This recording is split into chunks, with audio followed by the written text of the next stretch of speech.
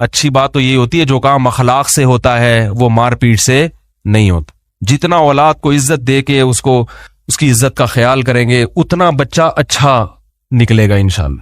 مار تو بالکل ایک آخری درجہ ہے, جب بالکل کسی صورت میں, جیسے پھوڑے کا پہلے علاج یہ نہیں ہوتا کہ ایک دم اس کو بلیڈ سے کاٹ دیا جائے, پہلے تو بھائی مرم لگا لو, نہیں ہو رہا اینٹی بایوٹک کھلاؤ, تو پھوڑے ٹھیک ہو جاتے ہیں اکثر. پھر بھی ٹھیک نہیں ہو رہا پھر آپریشن کی طرف آتے ہیں, ایک دم ڈائریکٹ آپریشن کی طرف آ گئے تو اس کے سائیڈ افیکٹ بھی ہوتے ہیں. کیا خیال ہے؟ ٹھیک ہے نا. تو اس لیے جو والدین بلا وجہ اولاد پہ سختی کرتے ہیں, محبت سے بات نہیں کرتے, ان کو عزت نہیں دیتے, ان کو سمجھاتے نہیں ہیں, ان کی غلطیوں پہ چشم پوشی بھی کرنی چاہیے کہ چلو ساری چیزیں ٹھیک نہیں ہوتی, یہ غلط ہو گئی. تو ایک بندے نے مجھے خود بتایا, کہہ رہے میں اسکول میں پڑھتا تھا کو ایجوکیشن, تو کسی لڑکی کو اس نے چھیڑ دیا, اللہ معاف فرمائے, آپ نہیں چھیڑنا شروع کر دیں. جب چھیڑا ہے تو وہ لڑکی اور اس کی اماں پہنچ گئی اس لڑکے کے گھر میں. پہلے غیرت مند لوگ ہوا کرتے تھے نا, آج چھیڑ دو تو خوش ہوگی, سہیلی کو بتایا کہ الحمدللہ چھیڑ کے آئیں گے, ماشاءاللہ اللہ نے اتنی عزت دی ہے کہ اب مجھے بھی لوگوں نے چھیڑنا اور ماں باپ خوش ہوں گے, ماشاءاللہ ہماری بچی بھی بالغ ہو گئی بھی ماشاءاللہ. خیر تھوڑا سا زیادہ ہو گیا لیکن بہرحال کچھ اسی قسم کا سیٹ اپ چل رہا ہے. تو پہلے یہ پرانا 20-25 سال پرانا واقعہ, وہ مجھے بتا رہے تھے کہ ہم نے کہیں چھیڑ دیا, آنکھ میں ٹکا ہو گیا کہیں, تو لڑکی کو غصہ آیا, میں عزت دار, مجھے اس نے ایسے کیوں دیکھا, تو اماں کو بتا دیا اس نے. اماں پہنچ گئی اس کے گھر, لڑکے کے ابا کے گھر. تو کہہ رہے وہ ابا شکر ہے گھر پہ نہیں تھے, اماں کو بتایا. تو کہہ رہے جب میری ماں کو بتایا کہ تمہارا بیٹے نے میری بیٹی کو چھیڑا ہے. صحیح ہے, اللہ کے بندو اگر چھیڑا بھی ہے تو پورے محلے کو بتانے کی کیا ضرورت ہے بھائی, اپنی عزت اپنے ہاتھ میں ہوتی ہے نا. چلو خیر یہ صرف اماں ہی کو بتایا, لیکن یہ لوگ پوری دنیا میں مشہور کر دیتے ہیں. تو اس کی ماں نے کیا بولا, وہ شخص مجھے خود بتا رہے کہ میری والدہ نے بولا کہ میرا بیٹا ایسا نہیں ہو سکتا, یہ ہر جرم کر سکتا ہے مگر کسی کی بہو بیٹی پہ غلط نگاہیں نہیں ڈال سکتا, میں نے اس کو ہمیشہ حلال کھلایا ہے حرام. وہ بیٹا کہہ رہا ہے یار میری ماں کے جب میرے بارے میں یہ کمنٹس, تو میں تو شرم سے زمین میں بولو بھائی گڑ گیا. یار میری ماں مجھے اتنا اچھا سمجھتی ہے, کہہ رہے اس چیز نے مجھے مجبور کیا کہ آئندہ میں یہ حرکت بولو بھائی نہیں کروں.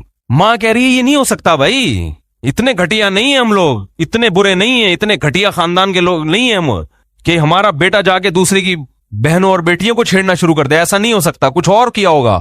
تو کہہ رہے وہ حالانکہ کہہ رہے ہم چھیڑ چھاڑ کے آئے ہوئے تھے ٹھیک ہے, لیکن ماں کی طرف سے یہ جو عزت ملی نا, کہہ رہے اس چیز نے مجھے آئندہ اس جرم سے روک دیا کہ بھائی نہیں ہوگا, اب نہیں ہوگا. جیسی ہماری ماں ہمیں سمجھتی ہے تو ہم, آج کل الٹا ہوتا ہے. ابا کے پاس کیس آتا نا, ابا پتہ کیا ابا کیا کرتے, ابا بولتے چھیڑ دیا, مجھے تو پہلے ہی پتا تھا یہ کیا کرے گا, یہ دنیا میں سالہ کسی کام کا یہ ہے نہیں. میں تو پیدا ہوا تھا جس قسم کی آنکھوں سے یہ نرسوں کو دیکھ رہا تھا, اسی وقت میں نے اندازہ لگا لیا تھا کہ یہ ٹھیک ہے بھائی. جب یہ پیدا ہوا تھا نا تو جس طرح یہ نرسوں کو دیکھ رہا تھا, مجھے اسی وقت اندازہ ہو گیا تھا یہ بندہ ٹھیک. تو اس سے کیا ہوگا بھائی, اس میں اور نیگیٹو جذبات. یار میرے ابا میرے کو سمجھتے میں تو آدمی 2 نمبر ہوں, تو پھر تمیز سے 2 نمبر کیا, پھر 4 نمبر بن کے دکھاؤ نا.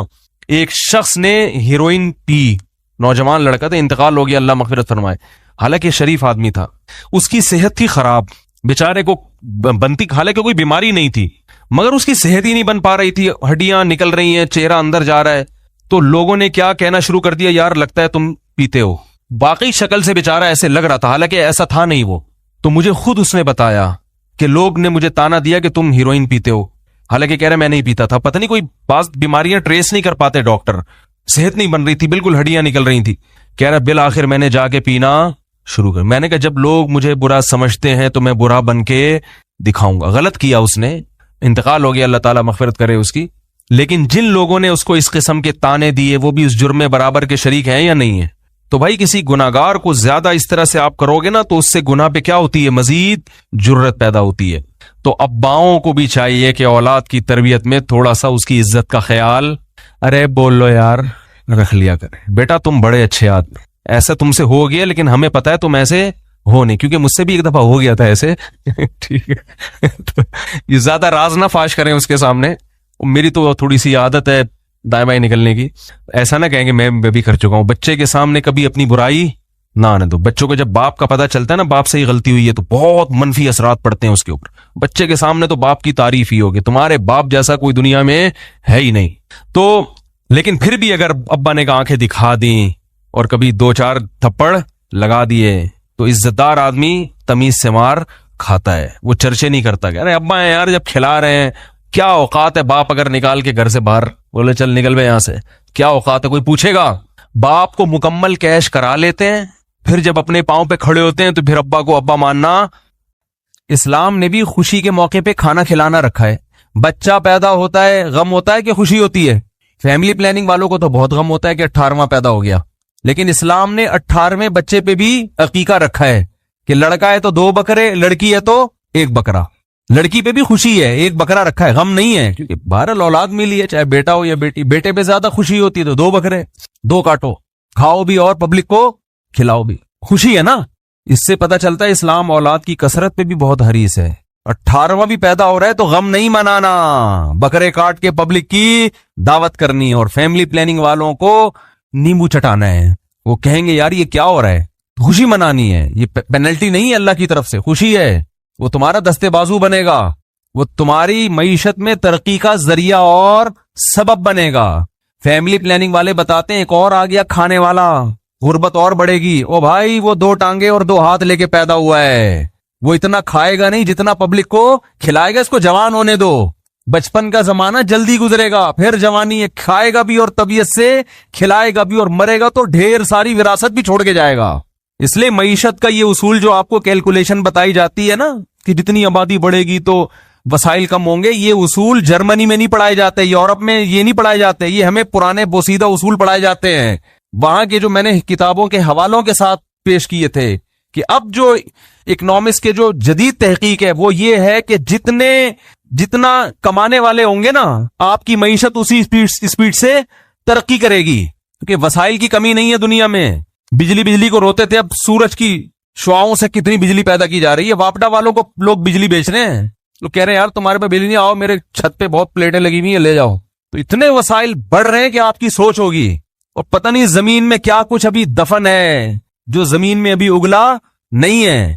وقدر فیہا اقواتہا, اللہ فرماتے جب میں نے زمین کو بنایا تو جتنے لوگوں نے قیامت تک اس کے لیے اس میں آنا تھا نا, ان سب کی ضرورات کا انتظام میں نے زمین میں پہلے کر دیا. قدر فیہا اقواتہا, یہ قرآن کے الفاظ ہیں.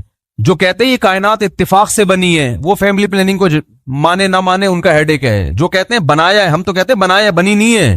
تو مجھے ایک بات بتاؤ, جب بنایا ہے تو جب آپ کے گھر مہمان آتے ہیں, 6 آدمی آئیں گے تو کھانا کتنے کا پکتا ہے, 10 کا 8 کا. تو جب اللہ نے انسانوں کو پیدا کرنا ہے تو ان کی ضرورت کا سامان کم رکھے گا یا زیادہ پہلے سے رکھ دے گا؟ جو خدا ہے اس کو یہ خیال نہیں ہے, اور اس کے بنے ہوئے انسان جو ہے نا جب وہ مہمان بلاتے ہیں تو 6 کے بجائے 8 کا پکاتے ہیں احتیاطاً, کہ کچھ لوگ مفت دیکھ کے پھوڑنا بھی شروع کر دیتے ہیں نا. تو اس لیے فیملی پلاننگ والے کو لفٹ کرانے کی بالکل بھی ضرورت نہیں ہے. یہ خود بھی ڈوبے ہیں, تمہیں بھی برباد کریں گے. ان کا اپنا فیملی نہیں ہے تو سسٹم کہاں سے ہوگا؟ کہہ رہے فیملی پلاننگ, وہ پلان کر کے فیملی ختم کر دیا آپ نے. ایک آدھ بچے کو فیملی تھوڑی کہتے ہیں. خاندان کا مطلب خاندان لفظ بتا رہا ہے کہ کچھ ہو, ہزار گز کے بنگلے خریدے جا رہے ہیں, اس میں پبلک ہی نہیں ہے. مجھے ایک صاحب اپنے گھر میں لے گئے اسلام آباد میں, بہت بڑا بنگلہ, یہ کمرہ, یہ بیڈ روم, یہ فلانا, یہ اس کے لیے, یہ اس. میں نے کہا بندہ تو ہے نہیں یہاں پہ, 1 بیوی 1 بچہ, 1 عدد ابا 1 عدد اماں, تو کیا ضرورت ہے یار اس کے لیے؟ ویسے کرائے پہ لے لیتے, رینٹ پہ کوئی جگہ لے لیتے. اتنے بیڈ روم, اتنے دیواریں کھا رہی ہیں, کھاتی ہیں دیواریں. گھر افراد سے بنتا ہے. خیر کیا بات چل رہی تھی جی؟ ہاں تو میں یہ عرض کر رہا تھا, یہ فیملی پلاننگ پہ آتا ہوں تو پھر گھوم جاتا ہے. آپ کے فائدے کے لیے, میرا کوئی فائدہ نہیں ان تقریروں میں, کیونکہ میں دیکھ رہا ہوں لوگوں نے اپنی زندگیاں برباد کر دی. بچوں سے گھر میں رونق ہے یار, آنکھوں کی ٹھنڈک ہے. بچے ہی نہ ہو گھر میں, آپ دوسروں کے بچوں کو دیکھ کے پریشان ہوتے, یار اتنے بچے کیسے سنبھالتا ہے. وہ اس لیے کہ وہ آپ کے نہیں ہے, اس کے ہیں, آپ کو برے لگ رہے ہیں. جب اپنے ہوں گے تو کیسا نیلا پیلا ہو. دیکھو بچوں کو نظر بس سے بچانے کے لیے مائیں نے کیا ہوا ہوتا ہے. میں ایک بعض دفعہ بچوں کو دیکھتا ہوں, کسی کے بچے, اپنے بچے تو سب کو مجھے بھی اچھے لگتے ہیں, تو میں ان ماؤں سے کہتا ہوں اس میں نظر لگنے کی کوئی چیز ہی نہیں ہے. کہتے ہیں مولوی صاحب دم کر دیں نظر نہ لگے. او بھائی اس میں کوئی چیز ہی نہیں ہے, نہ اس کا رنگ ہے, نہ اس کی کوئی پلکیں ہیں, کوئی بڑی بڑی وہ خوبصورت پلکیں, نہ ناک ہے. لیکن ماں کو ڈر ہوتا ہے, اس کی نظر میں وہ اس کا بیچارہ جیسا بھی ہو وہ سمجھ رہی ہوتی ہے اس سے زیادہ حسین دنیا میں کوئی ہے ہی نہیں. او بھائی نہیں, میں ان کو بتاتا ہوں یہ نہیں, یہ دوسروں کی نظریں اتار دے گا. جس کو نظر لگنے کا خطرہ ہے اس کو لے جا کے بٹھا دو. ماں کے سامنے تو نہیں کہتا وہ بیچاری. تو جب اپنے ہوں گے میرے بھائی, اس سے زیادہ آپ کو اچھا دنیا میں کوئی نہیں لگے گا. حب زین للناس حب الشہوات من النساء والبنین, تو اللہ نے دوسرے نمبر پر انسان کی مرغوب ترین چیز ذکر کی، اولاد۔ پیغمبر یعقوب علیہ السلام اولاد کے بچھڑنے پر ساری زندگی روتے رہے ہیں، اور اسی اولاد جیسی نعمت کو آپ روک رہے ہو۔ بربادی ہے خدا کی قسم۔ کہتے ہیں برساتی مینڈکوں کی طرح بچے پیدا کرتے رہیں، بچے برساتی مینڈکوں کی طرح پیدا نہیں ہوتے۔ برساتی مینڈک ایک دم اتنے سارے ہو جاتے ہیں۔ بچہ جب 18واں ہوگا نا تو پہلا بہت بڑا ہو چکا ہوگا، باپ کے ساتھ کاموں میں ہاتھ بٹا رہا ہوگا۔ خواتین کہتی ہیں میں 10 بچے نہیں پال سکتی ہو۔ بھائی جب بچے اس میں 3-4 ہی ہوں گے، باقی جو 10واں ہیں وہ 7 بڑے ہو چکے ہوں گے، وہ آپ کے ساتھ مل کے پال رہے ہوں گے۔ تو یہ ڈائلاگ ہے جس سے الو بنایا جا رہا ہے۔ خیر، ٹائم کم ہے، مقابلہ سخت ہے۔ یہ ربیع الاول کے بارے میں کہہ رہا ہوں، ٹائم کم ہے، مقابلہ سخت ہے۔ آپ کچھ اور لے کے جا رہے ہو کہ آپ کے پاس ٹائم کم ہے اور مقابلہ سخت ہے، ٹھیک، یعنی بچے زیادہ پیدا کرنے، اس لحاظ سے اب مقابلہ سخت ہے۔ جیسے باپ اپنے بیٹے کو سمجھا رہا ہو کہ بیٹا بچہ پڑھتا نہیں ہے، بچہ اسکول میں بول لو نا کیا جا رہا ہے یار، پڑھتا نہیں ہے، بچہ پڑھتا نہیں ہے، تو بچے کو سمجھانے کے 2 طریقے ہیں۔ ایک طریقہ تو یہ کہ آپ بچے کو بٹھائیں، اس کہیں دیکھو اصول یہ ہے، ضابطہ یہ ہے کہ ملازمت کرنے کے لیے، اچھی جاب کے لیے ایجوکیشن کا ہونا ضروری ہے، اور اچھی ایجوکیشن کے لیے محنت کا ہونا ضروری ہے، اور محنت کے لیے دوستیوں کا ختم کرنا، گلی ڈنڈا کھیلنا، بنٹے کھیلنا، لٹو کا کھیلنا، ہر وقت لیپ ٹاپ پہ ویڈیو گیم کھیلنا، ان چیزوں سے اجتناب بہت ضروری ہے۔ لہذا نتیجہ یہ نکلا کہ محنت کرو اور ان تمام چیزوں سے اجتناب کرو۔ دلیل سے آپ نے بچے کے سامنے واضح کر لیا، لیکن بچے کو نظریہ تو درست ہو جائے گا کہ بھئی ایسا ہونا چاہیے، لیکن محض اس تقریر سے بچہ محنت پر آمادہ نہیں ہوگا۔ بات آ رہی ہے سمجھ میں؟ وہ مان لے گا، کیونکہ صرف نظریے کی اصلاح کافی نہیں ہے، بلکہ نفس کے خلاف مجاہدہ کرنا پڑتا ہے انسان کو۔ اگر صرف نظریے کی اصلاح کافی ہوتی تو دنیا میں تقریباً سارے لوگ ہی اچھے بن جاتے۔ ڈاکٹر بتاتے رہتے ہیں نا، سگریٹ کا یہ نقصان، گٹکے کا یہ نقصان، پان کا یہ نقصان، چائے کا یہ نقصان، تو چھوڑتے ہیں، خود ڈاکٹر پی رہا ہوگا۔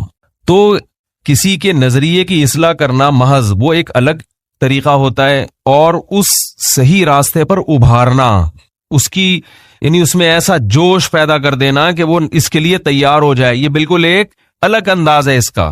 تو الحمد سے لے کے والناس تک قرآن مجید کا جو انداز بیان ہے وہ محض عقیدے اور نظریے کی اصلاح والا نہیں ہے کہ 2 اور 2 4 2 + 2 = 4، یہ والا نہیں ہے، بلکہ وہ ایسا ہے کہ آپ کا ضمیر آپ کو ملامت کرنا شروع کر دے اور آپ سیدھے راستے پر آنے کی فکر میں لگ جائیں۔ تو اب یہی باپ اگر یہ چاہے گا کہ میرا بچہ سیدھے راستے پر آ جائے، تو پھر باپ کے سمجھانے کا اسٹائل تھوڑا سا ڈیفرنٹ ہوگا، انگلش ٹھیک ہے نا؟ اور یہ میرا بھی اسٹائل تھوڑا سا ڈیفرنٹ اسی لیے تاکہ میں بھی آپ کو کیا کروں، سمجھا دوں۔ ورنہ یہی بات اگر میں سادہ انداز میں جو 2 اور 2 4 کی طرح کہوں تو آپ بور ہو کے چلے جائیں گے۔ تو ہم بھی یہ چاہتے ہیں کہ بات آپ کے دل میں اتر جائے، اس لیے ہم نے بھی تھوڑا سا ڈیفرنٹ اسٹائل اختیار کیا ہے۔ تو ابا جو ہے نا وہ الگ انداز سے سمجھائے گا بیٹے کو، بولے گا دیکھو بیٹا محنت نہیں کی بڑا نقصان ہوتا ہے، فلاں کے بچے کو دیکھو کیا حال ہوا اس کا، مثالیں زیادہ دے گا، تھیوری کم پیش کرے گا۔